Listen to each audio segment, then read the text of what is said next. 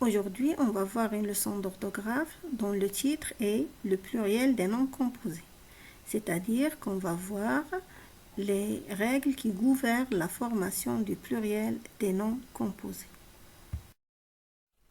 Ces objectifs sont identifier et reconnaître les noms composés.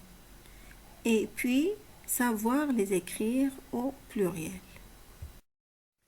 Et maintenant, passons à la phase d'observation et de découverte. Lisons les phrases. Au rond-point, les voitures roulent lentement.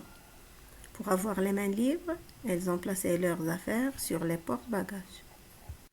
Relevons maintenant les noms composés.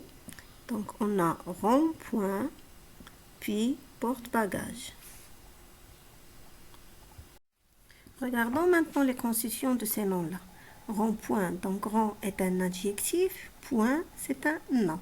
Le deuxième nom composé, porte-bagages, porte, c'est un verbe, bagage, c'est un nom. Bien sûr qu'il existe d'autres comme laisser passer. Donc laisser, c'est un verbe et passer, c'est un verbe. Et bien sûr que ça existe d'autres constitutions comme les adverbes ou bien les prépositions. Donc, on constate que le nom composé est un nom commun qui est formé à partir de deux mots ou bien plus. Regardons quelques exemples. Un rond-point, un garde-boue, une demi-finale, un pare-choc. Leur pluriel donne des ronds-points, rond adjectif avec S, point c'est un nom avec S, des garde-boue, garde-verbe, bout un nom S, des demi-finales, demi-invariable, finale avec S, des pare-choc, par-verbe, choc avec S. Puis les noms qui sont composés de trois ou plus, un arc-en-ciel, un va-et-vient, je m'en fiche, leur pluriel donne des arcs-en-ciel, seulement arc qui prend le S, ciel c'est incomptable, des va-et-vient et des je m'en fiche qui restent invariables. Récapitulons maintenant. Donc, quels sont les éléments composant le mot ou bien le nom composé?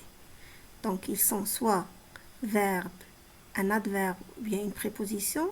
Ces mots resteront toujours invariables et vous avez ici des exemples. Casse-noix, casse-verbe, passe-partout, partout c'est un adverbe. Faire à repasser, donc à c'est une préposition qui reste invariable.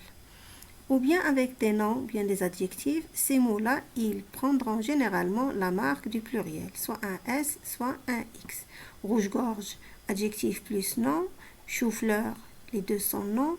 Chasse-neige, un verbe plus neige. La neige, c'est un nom incomptable, donc il ne prend pas de S.